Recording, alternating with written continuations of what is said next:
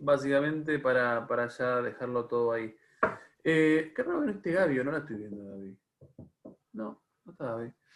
Bien, ¿tendría que buscar algo para hoy? Sí, no, no sé. O No, buscaron teníamos La solamente. verdad unos que no me trabajos para hacer acuerdo. para la No, semana yo que viene. tampoco, así que si no se acuerdan ustedes, se los puedo llegar a perdonar.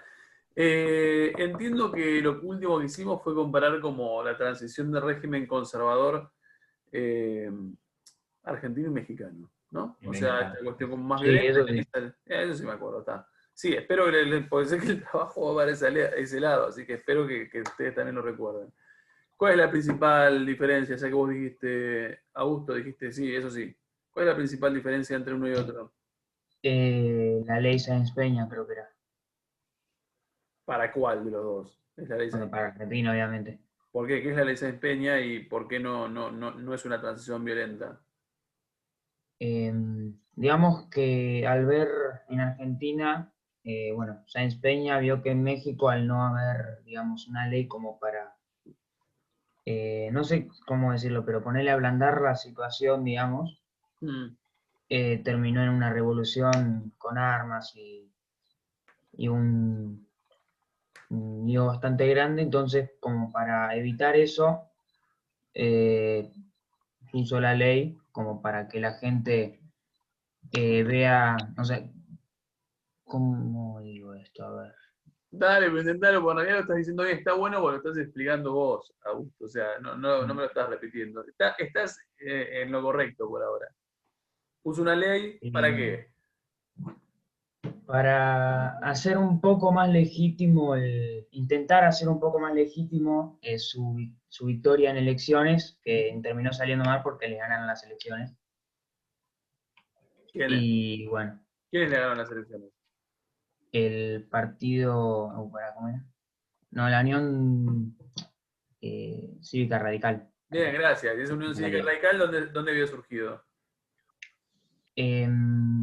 Ya, eso sí que no me lo acuerdo. ¿En qué episodio histórico? Hagamos, gracias, Augusto. Hoy me aportaste. Esa Bueno, Unión Cívica gracias. En la Radical. Revolución del Parque. Bien, la revolución del parque, dice Martucci muy correctamente. Estamos de acuerdo. Era esa unión cívica que se había levantado, Juárez Selman, bla, bla, bla, se dividió, Unión Cívica Nacional Radical. ¿Qué había pasado desde entonces, Martucci, cuando había surgido? O sea, ¿por qué no la vieron, básicamente, venir esta derrota? ¿Se habían medido alguna vez electoralmente con la Unión Cívica Radical? No, porque la Unión Cívica Radical no se quería presentar porque sabían que no iban a ganar, porque no Claro. era legítimo. Bien, Martucci, muchísimas gracias. Bien, entonces llegamos a esta transición, nada, legal, institucional, una transición como aceitada como sería hoy. Estamos en una transición normal en tanto un régimen o un partido que dirige un régimen pierde una elección y, bueno, nada más, se banca el resultado, básicamente. A ver, se banca el resultado, hasta ahí, pero básicamente se lo banca, acepta esa transición. Pensemos que en realidad el caso mexicano, si uno se lo pone a pensar, arranca totalmente, o sea, arranca parecido, pero termina diferente. O sea, el caso mexicano es, pierde una elección Madero, eh, al revés sería, ¿no? Digo, en un contrincante para ocupar un puesto en el gobierno mexicano, pierde la elección, denuncia fraude y ahí empieza todo un lío fogoneando un poco esa situación de fraude que todo el mundo conocía, pero bueno, en este caso Madero no está dispuesto a bancársela. Y ahí todo como el levantamiento en armas que produce la Revolución Mexicana, y ahí toda la cuestión como violenta del fin del régimen conservador o porfiriato. Bien, dicho esto, nos vamos a lo que nos importa. Nadie buscó nada, seguro de gobiernos radicales que yo les haya pedido que busquen una comparación, una diferencia, un algo, nada, seguro. Nada, nada, nada. Bueno, yo me reiría con vos en el aula.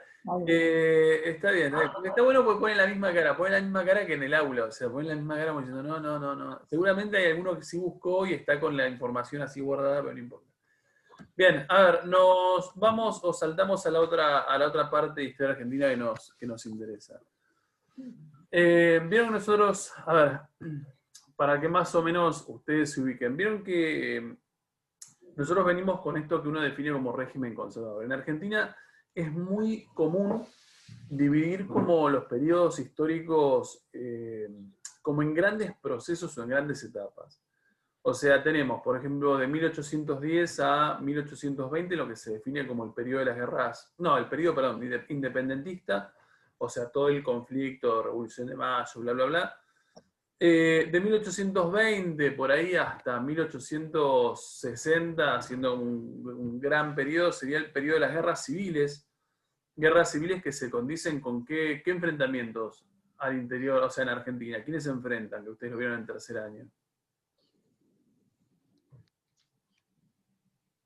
En esas guerras civiles internas. Unitarios y federales. Bien, unitarios y federales, estamos de acuerdo. Entonces, hasta 1860 tenés el conflicto ese entre unitarios y federales muy marcados. Un nuevo periodo que nosotros empezamos a ver a principio de año, que es de 1862 a 1880. ¿Cuál es ese periodo?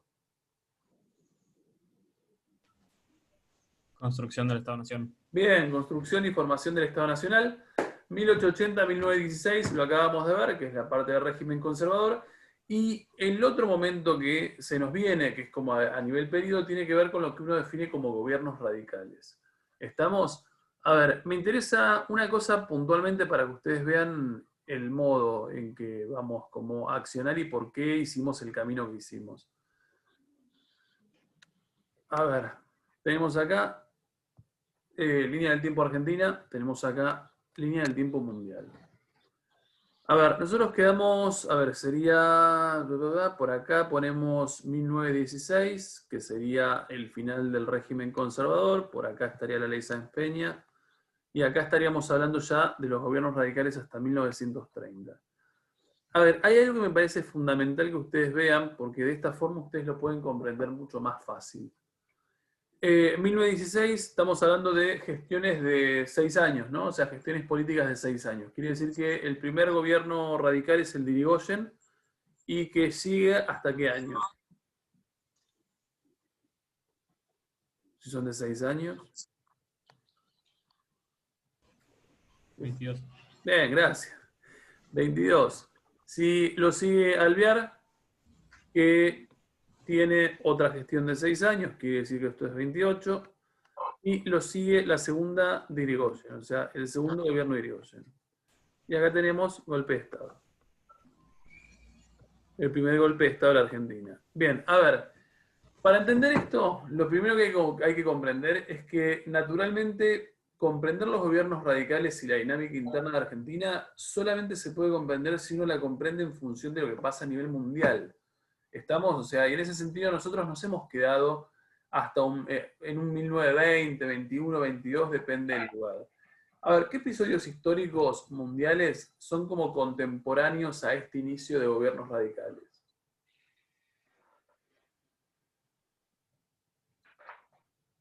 Me dejaste pirando con gobiernos ¿cómo es?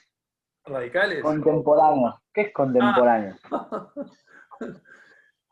¿Qué es contemporáneo, muchachos?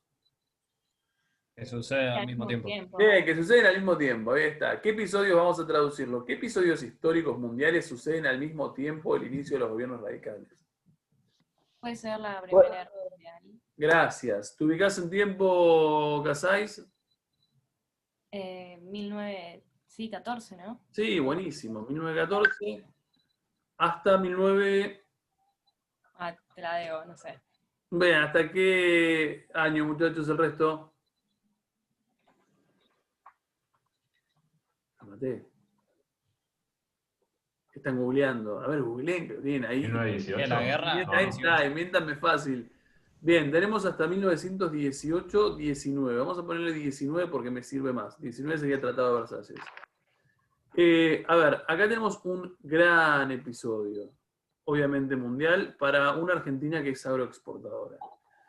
Después, ¿qué otro episodio tenemos? De relevancia y Contemporáneo a la contemporánea. Revolución Rusa. Bien, gracias. Por acá nomás tenemos 17 con Revolución Rusa. Vamos, esto es Revolución Rusa. Y una cosa que obviamente está un poco desapercibido, y se los digo yo, a ver, hasta por lo menos el 24, 25, hasta como por acá, vamos a poner 26, vamos a poner 24. Todo esto se equipara a Europa en crisis. ¿Por qué Europa está en crisis? Por la guerra. Por la guerra, estamos por lo que la guerra misma les dejó. O sea, la guerra arrasó con básicamente todo, arrasó cuando veíamos, me vino bárbaro en aquel fragmentito de la película esta de 1917, cuando te muestran esas trincheras como embarradas hasta nada. O sea, vos te das cuenta que ahí en ese territorio, en otro momento hubiese habido cultivos, en este momento no, básicamente es imposible que se cultive. Entonces recuperar el territorio europeo es bastante complejo. A ver, ¿por qué me importa que ustedes identifiquen esto? ¿Por qué les parece que esto es determinante para intentar explicar la dinámica de los gobiernos radicales? ¿Qué deducción sacarían de esto? Siempre pensando, miren más o menos el periodo temporal de Irigoyen y de Alvear.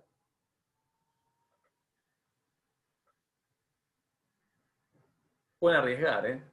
Digo, porque no tienen por qué saberlo, es simplemente intentar deducirlo. Digo, ¿nuestro modelo económico cuál es todavía? Agroexportador. Bien, el modelo económico es agroexportador a full.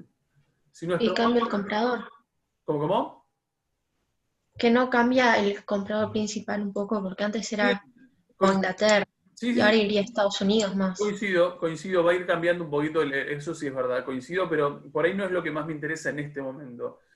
Lo que yo digo es, por más que cambie ese modelo agroexportador, porque es verdad Estados Unidos se mete un poco al comercio con Argentina, lo cierto es que no deja de ser real que somos un modelo agroexportador. Para que el modelo agroexportador funcione, ¿qué tenemos que tener? Compradores. Compradores. Y como Europa no puede cultivar, Bien, ahí es está. Europa. Exactamente, eso seguro. Ahora, la realidad es, si somos un modelo que depende fuertemente de la compra, y nuestros principales como compradores históricos están bastante complicados, o sea, complicados porque están en la guerra, complicados porque la guerra los dejó destruidos y obviamente es bastante difícil como recuperarse. La pregunta es, ¿eso nos repercute a nosotros, Argentina? Sí. Mucho, ¿estamos? Porque básicamente son nuestros principales socios comerciales. Entonces, ¿qué es lo que yo quiero que ustedes vean? El primer gobierno, o sea, el de Irigoyen, es un gobierno que se condice casi con el peor momento económico y social como producto de esa Primera Guerra Mundial.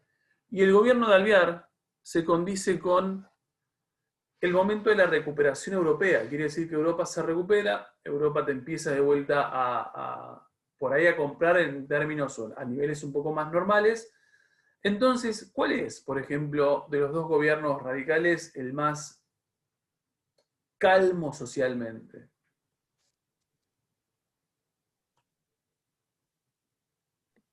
¿Cuál de los dos presidentes Y el de radicales? Alvear. El de Alvear. Ahí está. O sea, ¿qué quiere decir? Alvear es un personaje que va a gobernar en un clima de calma socioeconómica diferente al de Irigoyen. ¿Vamos? O sea, pero no es nada personal, simplemente es que el clima mundial nos afecta de esa forma. Entonces, este es un gobierno mucho más calmo, o sea, no hay grandes conflictividades sociales o económicas porque el mundo se encamina a recuperarse y porque la Argentina, en tanto modelo agroexportador, también como extraccionada de esa recuperación. Y este gobierno de acá, o sea, el de Irigoyen, que es el primero que vamos, es un gobierno un poco más picante desde el punto de vista social. ¿Estamos? Ahora, si es un gobierno un poco más picante desde el punto de vista social, lo que me importa que nosotros nos preguntemos es, a ver, ¿cuál es la actitud que va a tomar Irigoyen frente a ese clima social un poco más picante? Y cuando me refiero, ¿a qué me refiero cuando digo un clima un poco más picante? ¿Qué puede haber? Están todos cansados. O sea, Puede ser lo de mentalmente. rebeliones. Bien, rebeliones, estoy pensando como picante a nivel como social, hay rebeliones, levantamientos, mucha huelga. Ahora, cuando uno cuando uno piensa en el régimen conservador, cuando había huelgas, cuando había como algún tipo de movilización de tipo política, ¿cuál era el accionar del régimen conservador? ¿Cómo lo solucionaba? Un poco de violencia. Un poco de violencia, ¿dónde veías violencia? En lo que le imponían. Lo que le imponía, Eh, había dos leyes concretas. ¿Cuáles eran esas dos leyes concretas? Acercamientos No, ¿qué será? al palo. ¿Cuáles eran las dos leyes concretas? Había dos que eran dos leyes muy represivas. La ley de Eh, residencia y la de defensa social. Bien, residencia y defensa social. A ver, nosotros decíamos que ellos podían darse el lujo, porque en el fondo es así, el PAN podía darse el lujo de reprimir de manera bastante violenta los levantamientos sociales, porque en el fondo, ¿qué es lo que no determinaba? A ver, ¿por qué no dependían de esos obreros? Porque no necesitaban su voto. Bien, porque no necesitaban su voto. En realidad vos sabés que ellos aplicaban fraude y ese fraude les permitía reproducirse en el poder, quiera o no quiera el obrero. Ahora, desde la sanción de la ley Sáenz Peña, donde vos tenés un voto universal, entre comillas, obligatorio o gradualmente más obligatorio a medida que pasen los años y obviamente se empieza a cumplir esta obligatoriedad, y secreto. ¿Irigoyen puede reprimir de esa forma? O sea, ¿puede reprimir de la forma que lo hacía el régimen conservador? No, porque necesita el voto. Bien, no, porque eventualmente lo que ha cambiado es el contexto y la regla del juego, y de acuerdo a la lógica de Renata, que es muy correcta, lo que Irigoyen necesita, o por lo menos, sí, Irigoyen va a necesitar es el voto. Quiere decir que si el tipo va a salir a reprimir abiertamente a todos los obreros que le hacen un levantamiento, nada, difícilmente lo vayan a votar como a posteriori. A ver, ¿qué es lo que me importa? Cuando uno mira la gestión de Irigoyen e intenta como dar cuenta de la razón por la cual Irigoyen hace lo que hace con un montón de movimientos obreros que tiene, hay 3 casos o hay 3 ejemplos muy claros que están en el libro, creo, pero hay más, que son Semana Trágica, un episodio en 1919 que se llama Semana Trágica, otro que se llama Las Huelgas de la Forestal, y la tercera, y por ahí la más conocida, es algo que se llama La Patagonia Rebelde, que es, estamos literalmente a 100 años de que haya pasado. A ver, cuando uno entiende que Irigoyen no puede reprimir abiertamente porque obviamente ningún sector lo respaldaría, cuando se fijan, por ejemplo, en ese sentido muy logrado el libro de Santillana, lo que dice es que Irigoyen es consciente de eso, no los puede reprimir a todos, obviamente no puede haber una represión al estilo movimiento, al estilo Partido Autonomista Nacional, porque no lograría tener como respaldo básicamente de nadie al momento de una elección.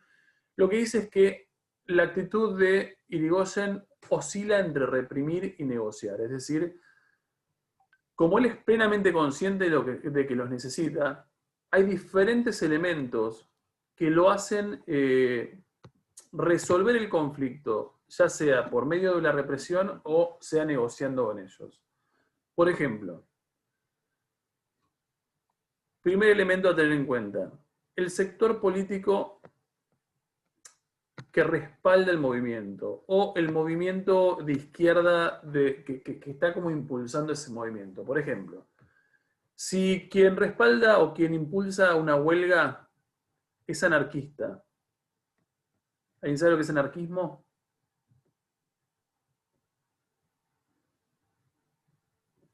¿Nadie? ¿Nunca escucharon anarquismo? ¿Nunca vieron? Estoy buscando, en este caso.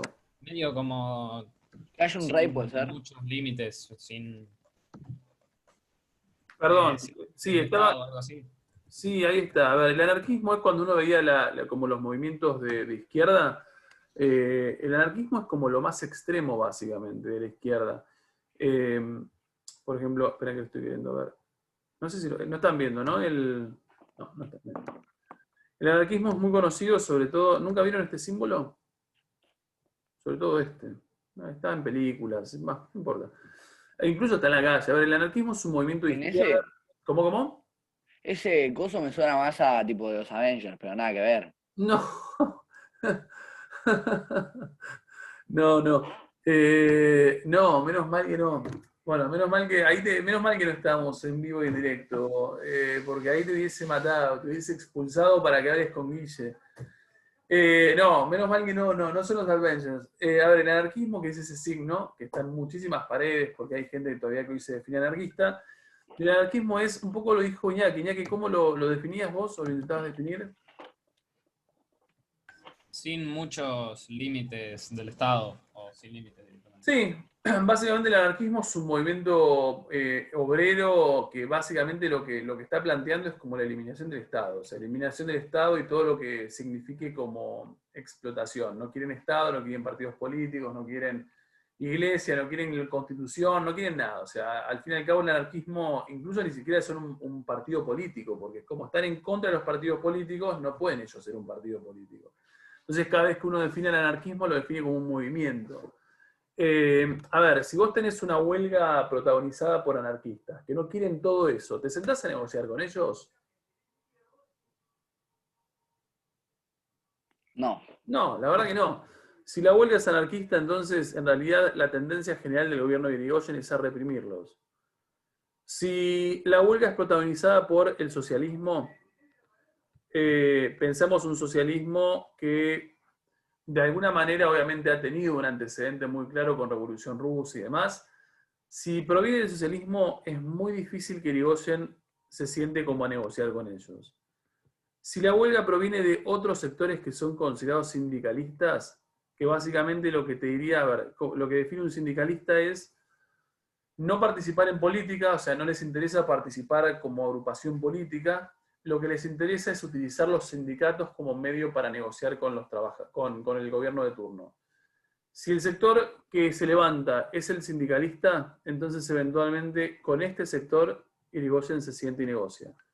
Entonces, el primer elemento que uno tiene es, depende el color político de la movilización, van a encontrar que Irigoyen se sienta a reprimirlos o no. ¿Pero qué significa sindicalista, perdón? Sindicalista es un movimiento que ya no existe en realidad. A ver, por ejemplo, no te hay que complicar. Sindicalismo es un movimiento obrero que sostiene que obviamente el obrero se tiene que organizar para lograr de alguna forma como conseguir beneficios, conseguir que se les solucionen sus problemas, pero lo que ellos sostienen es que el medio para hacerlo no es a través de partidos políticos, es decir, no tienen que meterse a participar en elecciones y en política. Lo pueden hacer a través de lo que ellos consideran su estructura, la estructura de participación más lógica, que son los sindicatos. Entonces, lo que te dicen es, a través de los sindicatos, habría que ejercer algún tipo de presión, o sea, huelgas o lo que sea, y lograr que el gobierno de turno se siente con vos a negociar. O sea, lograr que Irigoyen se siente y diga, bueno, a ver, ¿qué es lo que quieren? Esto, aquello, bueno, buenísimo. ¿Lo hacemos o no lo hacemos? Como Irigoyen entiende que el sindicalismo, dentro de todos los movimientos obreros que les estoy enunciando, son los más como, a ver, son los más civilizados al fin y al cabo en la forma de actuar. Entonces lo que hace es, cada vez que hay un movimiento que sea sindicalista, o sea, una huelga que sea protagonizado, llevada adelante por sindicalistas, entonces se toma la molestia y el tiempo de sentarse a negociar con los dirigentes y decir, bueno, a ver muchachos, ¿qué es lo que quieren? ¿Quieren esto? ¿Se puede? Sí, buenísimo. Se los doy y eventualmente ahí solucionas el problema y punto final. No así si la huelga es protagonizada o por anarquistas o por socialistas que no encuentran en Irigoyen un interlocutor válido, simplemente lo que encuentran es básicamente represión. ¿Se entiende? Segundo elemento a tener en cuenta para ver si Irigoyen reprime o no reprime, tiene que ver con la importancia del sector económico. A ver, la importancia del sector económico es fundamental. ¿Qué quiere decir? Por ejemplo, ¿qué sería la importancia del sector económico? ¿A qué le suena? O sea, la importancia del sector económico que protagoniza el levantamiento, ¿no?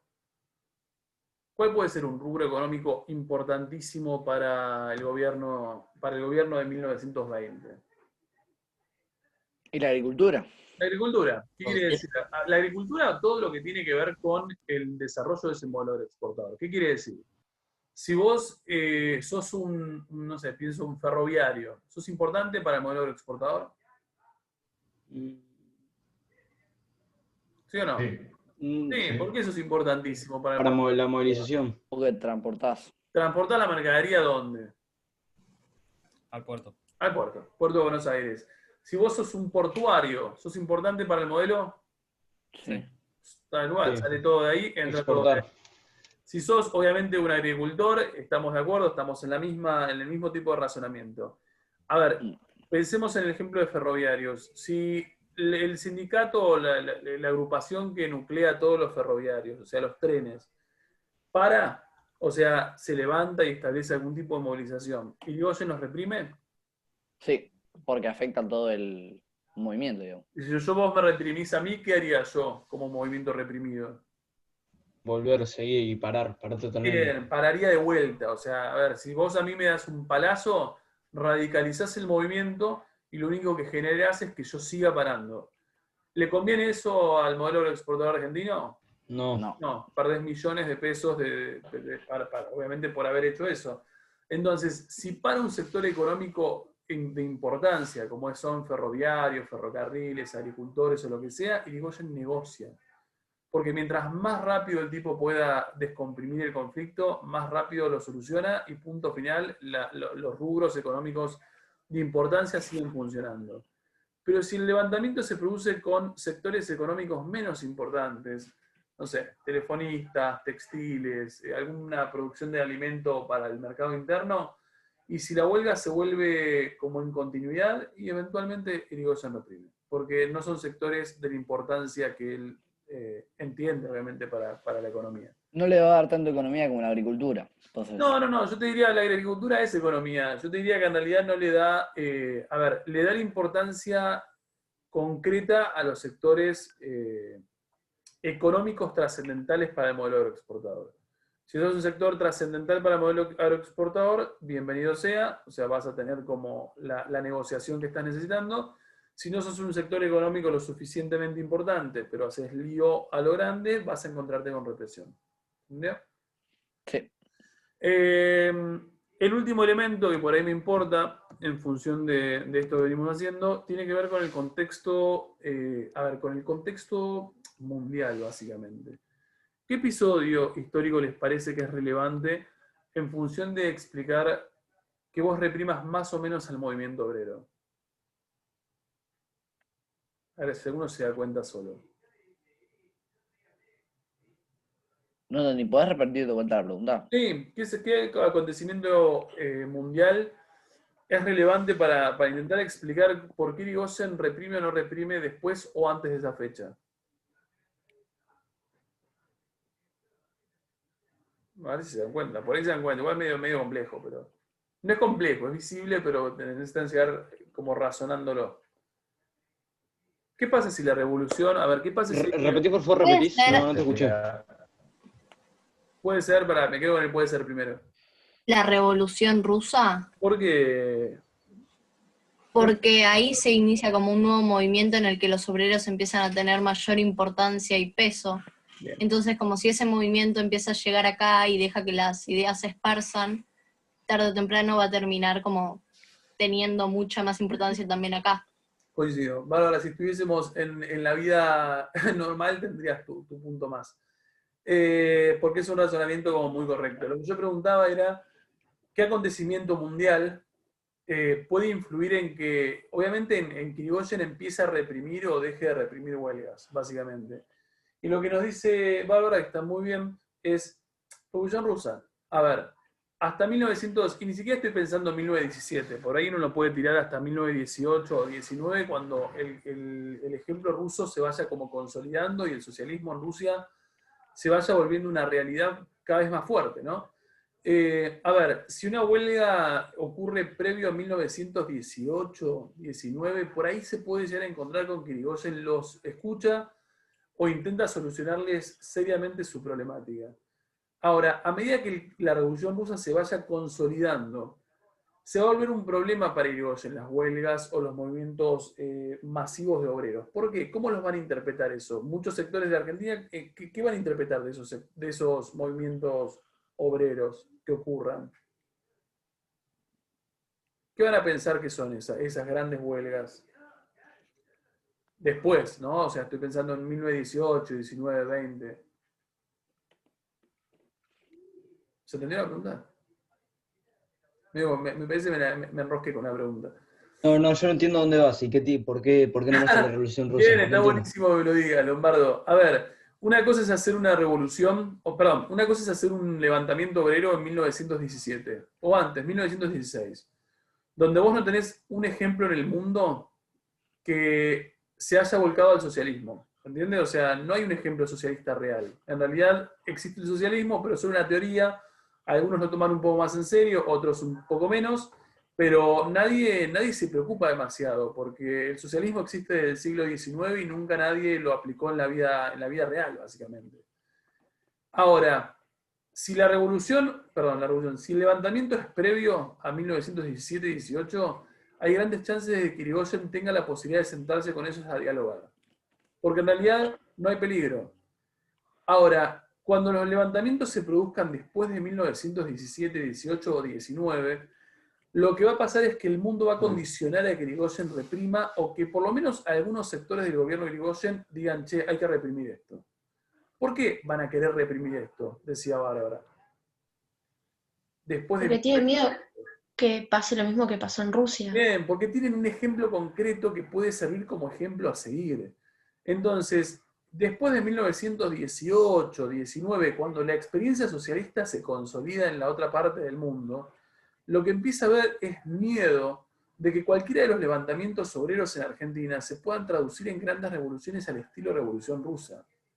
Entonces, como vos no querés que eso suceda, no está ni en tus planes que la Argentina se vuelva socialista, lo que empieza a pasar por ahí en movimientos posteriores a 1917 y 18 es que hay una tendencia cada vez más a reprimir a esos sectores. Porque lo que vos temés es que esas huelgas de repente se vuelvan grandes revoluciones al estilo socialista, al estilo rusas. ¿Se entiende, Lombardo? Sí, sí, perfectamente, Ahí gracias. está, ahí entendiste. No, igualmente yo reconozco que me escuchaba y digo, pará, me estoy enroscando yo solo. ¿El resto lo entendió? ¿Quedaron? Bien, a ver, lo que a mí me interesaba que ustedes pudieran ver es ese contexto. Hay un montón de cosas a nivel mundial que determinan como esa volatilidad social que tiene el gobierno de Irigoyen, un Irigoyen que es plenamente consciente que no puede salir a reprimir a todos, como le hizo el Partido Autonomista Nacional, porque ahora el voto es obligatorio, es secreto y vale, y vos si reprimís masivamente obreros, eventualmente perdés votos, y lo que tiene que hacer es intentar como, nada, por lo pronto dar cuenta de cuáles son las formas específicas de negociar con determinadas movilizaciones que va a enfrentar en su gobierno. Lo que determina qué negocio o qué reprima van a ser el movimiento político obrero, que obviamente impulse esos levantamientos. Si el levantamiento es previo o post-revolución rusa, digo porque obviamente va a haber más o menos miedo de que eso se traduzca en algo un poco mayor. Y me olvidé el otro, la importancia económica particular. Estamos, o sea, la importancia económica del grupo que se está levantando. Dentro de ese conjunto de opciones, eventualmente Irigoyen actúa. Lo que quiero que hagamos para la semana que viene es, hagan una cosa, veamos un par de ejemplos de estos levantamientos. Busquen Semana Trágica, 1919, básicamente qué es, cómo fue, qué lo causa, qué lo origina, cómo termina, porque es trágica, qué elementos de estos que vimos hoy, de alguna manera como se corresponden con el tipo de actitud que tiene Irigoyen. Y lo otro sería Patagonia Rebelde. ¿Estamos? Busquen qué es. Una pregunta. Sí. Trágica, 19, ¿cuánto? 19. Semana Trágica 1919, Patagonia Rebelde 1921. Buscan. No, 1920, perdón. Buscan, bueno, qué es Patagonia Rebelde, por qué se produjo, cómo se intenta resolver, cómo se termina resolviendo eventualmente después. Bien, ¿alguna duda? Yo. Dale. No entiendo hasta dónde entraría el trabajo entonces, ¿hasta esta clase? No, lo de la clase pasada es. Solo clase pasada, no... Sí, hasta la clase pasada. Esto es, estamos aportando para ver después, cuando aproximemos un poco más para noviembre, algún otro segundo trabajo. Joya, perfecto, gracias. ¿La consigna ya está en la plataforma? ¿Cómo? La consigna del trabajo ya está puesta en la plataforma. ¿Está puesta en la plataforma? Sí. Sí, sí. No sé. Sí. Me asusté, dije, a ver si no está puesta. Sí, creo que sí. Bien, muchachos, nada más. Cualquier tipo de dudas me consultan por plataforma. Adiós.